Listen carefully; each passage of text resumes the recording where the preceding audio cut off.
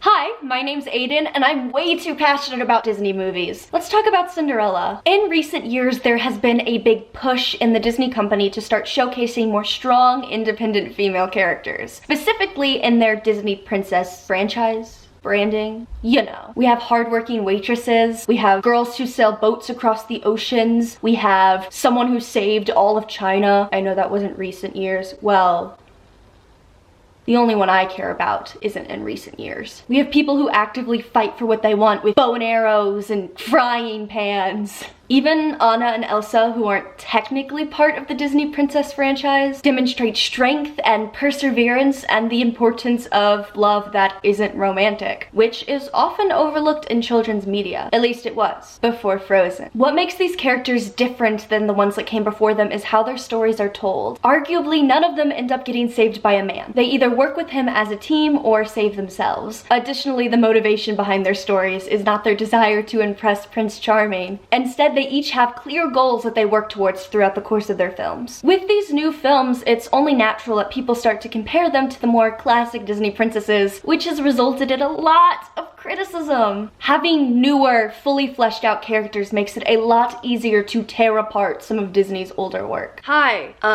editing me. Just to be clear, I want to make sure that you don't think that I don't think that older Disney work deserves to get torn to shreds, because some of Disney's old work is problematic. Not all of it, but there's lots of old Disney work that deserves to be harshly criticized. It's just this particular aspect of this film that I'm going to be defending today. Thank you. Out of all of the older Disney princesses, the one that seems to be brought up the most when criticizing their characters is Cinderella. This probably has something to do with her being one of the more popular classic princesses and arguably being the face of the Disney princess brand. On the surface, her story seems quite simple. Despite being in a really bad abusive situation, she does practically nothing to save herself and waits to be saved by a man.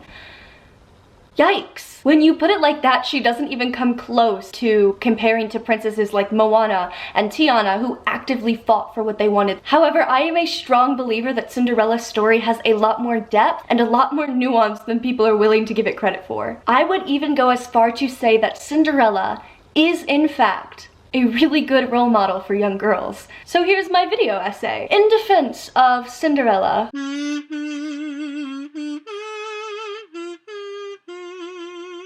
To be completely honest, I used to agree with most of the criticism directed at her character. Cinderella is a story that the majority of us grew up with, so it's easy to watch it passively and not pay any attention to the nuances. It wasn't until I got cast as Cinderella in the Rodgers and Hammerstein musical a few years back that my opinions on her character started to change. Part of being in a musical is character analysis. It's very important that you, as an actor, understand why your character chooses to do certain things, and more importantly in Cinderella's case, why your character chooses not to do certain things. And it was through my character analysis that I started to sympathize with her character a lot more and pick up on a lot more things that I always ignored when I was a kid. And pretty soon I became very passionate about this topic. Even though my opinions changed on her character through the Rodgers and Hammerstein musical, for this video I'm going to be analyzing the 1950 Disney animated film Cinderella. I think it's safe to say that this is one of the more popular adaptations of Cinderella's story, so I thought it would be a good one to analyze for this video. Let's talk about abuse. I think most people can agree that Cinderella experiences emotional and verbal abuse to some extent, but I think it's also very heavily applied, especially in the Disney version, that Cinderella's abuse had more physical aspects as well. For this to make sense, let's look at a very specific part of the film. Let's set the scene. Cinderella has been promised that if she can finish all of her chores and find an outfit to wear in time, she'll be able to go to the ball. She spends all day working, but with the help from her mice friend, she's able to successfully complete those goals. She's ready, she's feeling great, she looks hot. This is the first opportunity she has had in who knows how long to feel like a normal person again and not be constantly diminished by the people around her, only to have her stepsisters violently rip her clothes from her body while her stepmother sits there and watches. and does nothing. This scene is the closest we get in the film to seeing how bad Cinderella's abuse truly is. She did everything right. She completed everything that was asked of her. And what was she met with? A broken promise and a physical attack. The definition of physical abuse changes depending on what source you're looking at. But the general idea is that something can be considered physical abuse when someone uses physical force against you in a way that causes or could cause physical harm. While Cinderella experiences no physical harm in this scene from her stepsisters, it can be easily assumed that she could have. They had to have been using enough force to rip the fabric, and that same amount of force could easily cause bodily harm. Everything in this scene is set up to show the power dynamic between the stepsisters and Cinderella, even from a strictly film analysis viewpoint. All of the hints are there. The camera angles change, making Cinderella seem more weak and submissive, and making the stepsisters seem more powerful. The shots are quick and shaky, showing chaos. The music swells to get louder and more chaotic. Heck, even the background color of the scene changes to red, which, let me double check, represents, oh right, violence, danger, and anger. The stepsisters' lack of hesitation and their ability to pick up on the opportunity that their stepmother was giving them so quickly makes me believe that this is not a one-time thing. Just look at how Cinderella backs away from Lady Tremaine when she gets too close. This is also not to say that Cinderella's abuse needs to be physical to be valid. No one's abuse has to be physical to be valid. Verbal abuse is still abuse. Emotional abuse is still abuse, and they should be treated as such. The emotional and verbal abuse is more than enough, but that doesn't mean that these more physical elements aren't in the film, even if often overlooked. And of course, I'm well aware that other forms of abuse are much more prevalent in the film, so let's talk about those as well. To start off, let's look at Cinderella's childhood. We learn at the very beginning of the film that her mother died when she was very young, and after marrying her stepmother, so did her father. Despite being a very common Disney trope, the death of a family member is a very common form of trauma in both children and adults. This would be considered acute trauma, which is defined as trauma that is caused by a singular large event, like the death of a family member or a car accident. I would also say that Cinderella probably also has chronic trauma, which is defined as a repeated and prolonged traumatic experience. The most common examples of this being domestic violence and abuse. The most prominent form of abuse in Cinderella's life would probably be emotional or verbal abuse. We can see this a lot in how her stepmother and her stepsisters talk to her. So why do I bring this up? The fact that her parents died is only really used as background information. So why is this important? Well, let's look at Cinderella as a character. If I had to describe Cinderella in one word, it would be positive. She shows a level of compassion and kindness to everyone around her. The mice, the birds, the chickens, even the cat who is trying to eat the mice. They go a lot more in depth in this aspect of her character in the 2015 live action film, since that's a direct adaptation of the Disney version instead of an adaptation of Cinderella, like the story. But there are still plenty of examples in the original. And this is a big reason why I think she's such a good role model for young girls. Despite living in an awful situation and having horrible things happen to her in her past, she's able to continue to think positively. Teaching girls to find beauty in the world around them and treat people with kindness is an insanely valuable lesson. Cinderella's tendency to be positive also isn't dumbed down. She just lives by example. And I think that's a part of her character that can truly be admired. I find it strange that even with this being such a big part of her character, people still view her as weak. People tend to use the physical strength of the newer Disney princesses to invalidate the emotional strength of Cinderella and a lot of the classic Disney princesses. Since the discussion of princesses being good role models for young girls is typically discussed amongst groups of feminism, especially the importance of giving young girls good representation, let's analyze her character from a feminist point of view. I mean, I consider myself a feminist, so let's look at it with those lenses on. The newer Disney princesses are praised for being physically strong and having success in traditionally masculine areas. Just to be clear, I'm not saying we shouldn't celebrate these princesses, they're amazing. Having characters like them is vital when it comes to showing young girls that there are huge possibilities of what they can accomplish and who they can become. However, it's become all too common for people to associate a woman's strength with how well they match at the characteristics of a traditionally strong man. An example being that lots of people think female characters have to physically fight to get what they want in order to be considered strong. People tend to use the physical strength of the newer Disney princesses to invalidate the emotional strength of Cinderella and a lot of the classic Disney princesses. It perpetuates the idea that masculinity is inherently strong while femininity is inherently weak, and it tends to imply that being strong is made up of physical strength, ignoring that some of the most important strength comes from within. There is great strength in femininity, and femininity does not have to be replaced with masculinity for a character to be strong. And I think this is a big stereotype about feminism that really harms our cause. The idea of viewing women who are more feminine or choose to pursue more traditional lifestyles as less than the people who are breaking down gender norms. Feminism is about the choice to pick what you want to do. Feminism is about making people not feel pressured to pick one way or another. And I think that has a negative impact on Cinderella as a character, as well as having a negative impact on us as people. Cinderella is the perfect embodiment of a character not being seen as strong because they don't physically fight for what they want, and their lack of physical strength is all anyone cares about. No one ever talks about the emotional strength that she has. She is an extremely brave and emotionally powerful character, and she does not get enough credit for that. She falls victim to the idea that strength must be physical, and since she never physically fights for what she wants, people view her as weak and submissive. However, internal strength is just as important as external strength and should be treated as such. I think we can all agree it takes a tremendous amount of strength to grow up in an abusive environment, especially an abusive environment with no way out. Cinderella is able to see good in the world despite being in such a negative situation, and as she is able to love after being taught that she is not worth loving. That is so powerful. That is strength, and I don't think that that should be ignored. She never diminishes her own value. She never truly believes that she deserves to be treated the way that her stepmother and stepsisters treat her. And she's able to find self-worth in herself because she can't be reliant on the people around her to give that to her. That's strength. The ability to have that much emotional strength and to handle her emotions in such a healthy way should definitely make her a role model for young girls. And it's also important to note that while being a positive person, she never demonizes the idea of being sad or scared.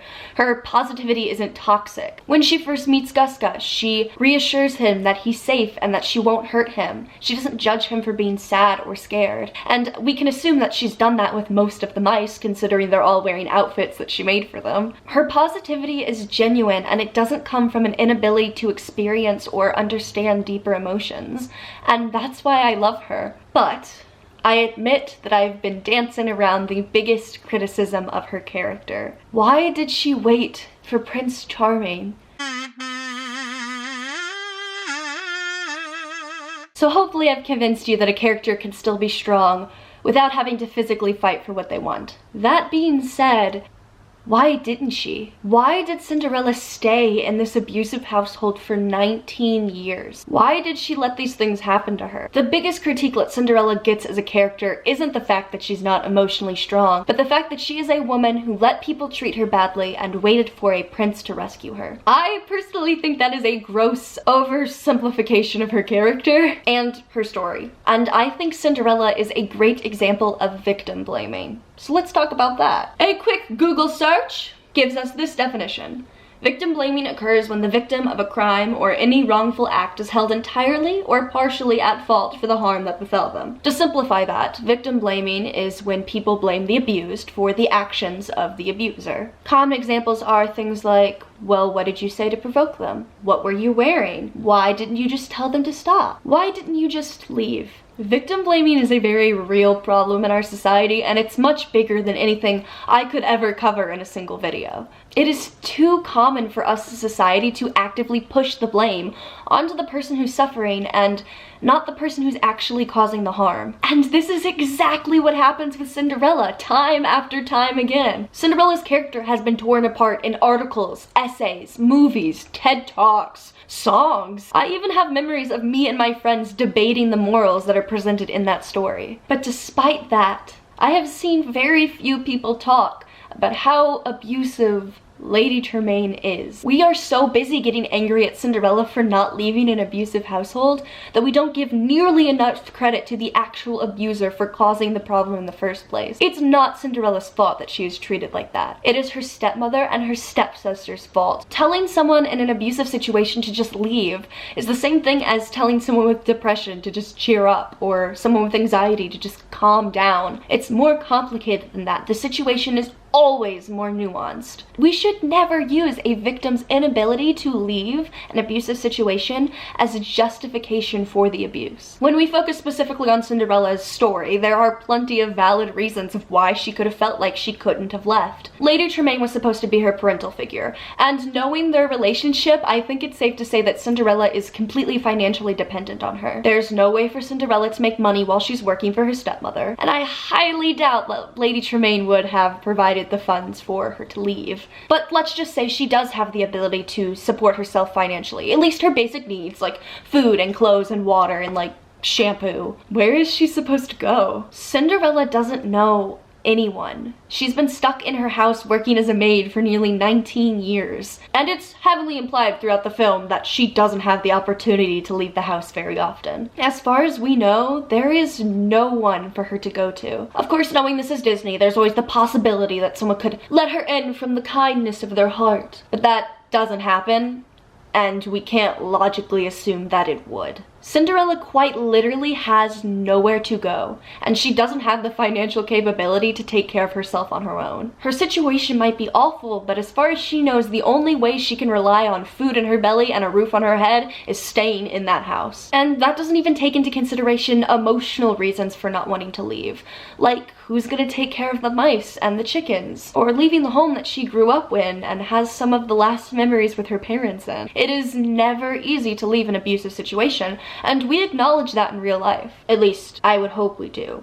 You should. But why do we act like it's not when we're talking about Cinderella's story? We view Cinderella as a passive and weak character who let herself get abused and waited for a man to save her, when in reality, she's an unbelievably strong woman who endured years of abuse and was still able to think positively and handle her emotions in a mature and healthy way. Why are we as a community so focused on blaming Cinderella for the actions of others? And more importantly, how does this thought process bleed into the real world?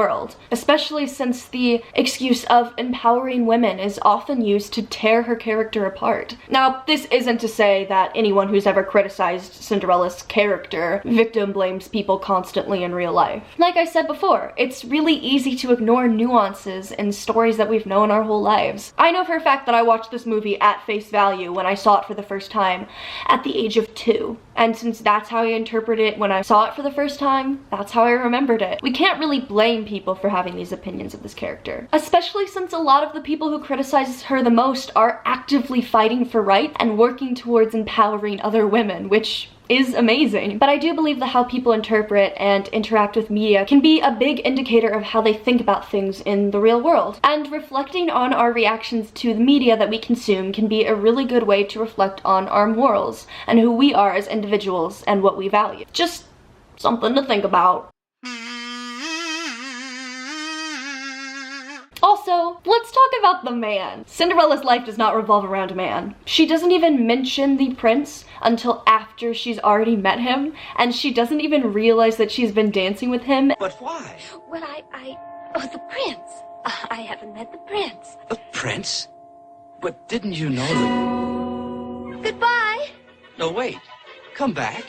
Oh, please come back.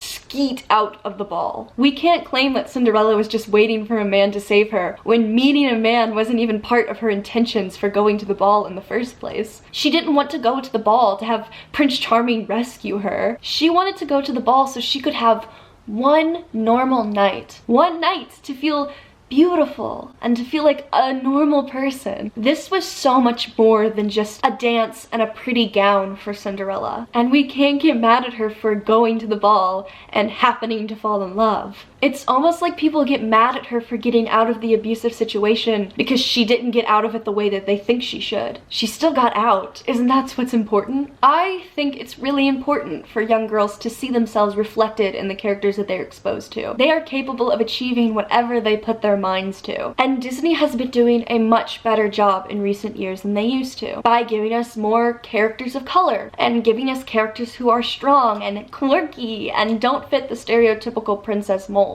But something I think that we are starting to neglect teaching little girls is that it's okay to ask for help. You can still be powerful, strong, and independent and not depend entirely on yourself to fix every problem. And while I don't believe that Cinderella begged anyone to help her, and I believe her situation is more complex than her saving herself or someone saving her, it does kind of bother me that we demonize the idea of someone helping you. Girls need to know that they have the strength to stand up for the things they believe in, but they also need to learn that accepting help is okay and that they don't have to do anything on their own. The fact that she did or didn't receive help from someone shouldn't invalidate all of the other complex aspects of her character. The problem isn't each individual story showing people getting saved by someone else. It's the fact that that was the only type of media that we had for such a long time. Also, if you're going to claim that someone saved Cinderella, it was not the prince. It was the fairy godmother. So, anyways.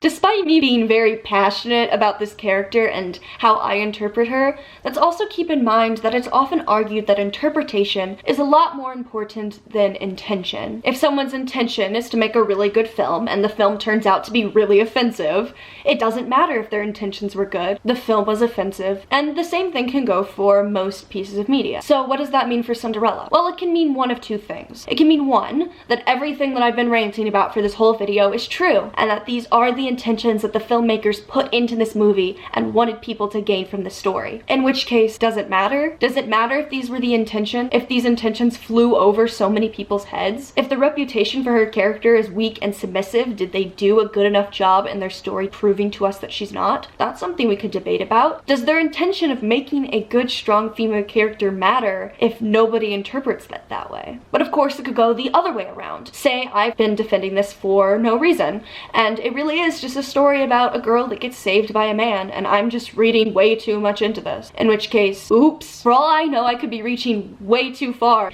in an attempt to defend a character that I'm emotionally attached to and defend a film that has nostalgic value to me. But just like I said before, does it matter if their intentions were there? I mean, the nuances are definitely there, and if that's how I interpret it, isn't that what the film means to me? So it could be argued that it doesn't matter if these things were purposely put in the film or not. All that really matters is that those aspects are in the film, and us as audience members are able to pick up on those aspects and use them as part of our interpretation. Whether they were intentional or not, they still have an effect on the overall story and theme of the film. So it gets a little tricky. Well, hopefully all of the evidence that I gave you did a good job. And of course, this video is not to say that Cinderella's story, or even her character, is above any form of criticism. All media should be criticized. Even perfect media should be criticized to some extent. And this also isn't to say that Cinderella's a perfect piece of media. She's not even in my top 5 Disney princesses. I honestly don't even know why I care so much. I'm gonna be honest, like, the movie's not even one of my favorites. Her story is definitely not above criticism, and there are plenty of aspects in that story that are problematic that we can address. Like how the prince doesn't recognize her face and he has to go around trying on shoes. That's weird. Or the fact that the king had like an entire ball to find his son a wife so his son could get laid. That's a little problematic. So no, I'm not saying this is the perfect film. I'm not saying she's the perfect character. But it does make me upset when characters like Cinderella, who show so much strength and so much perseverance, are immediately shot down because of the way they present that strength. And I think Cinderella as a character shows lots of problems that affect lots of female characters in media. Things like victim blaming. Things like not viewing her as strong because her strength isn't physical. These are all very nuanced topics that can apply not only to female characters in film, but women's role in society and a role of feminism in society and how we can deal with these topics moving forward. Hopefully everything in this video made sense.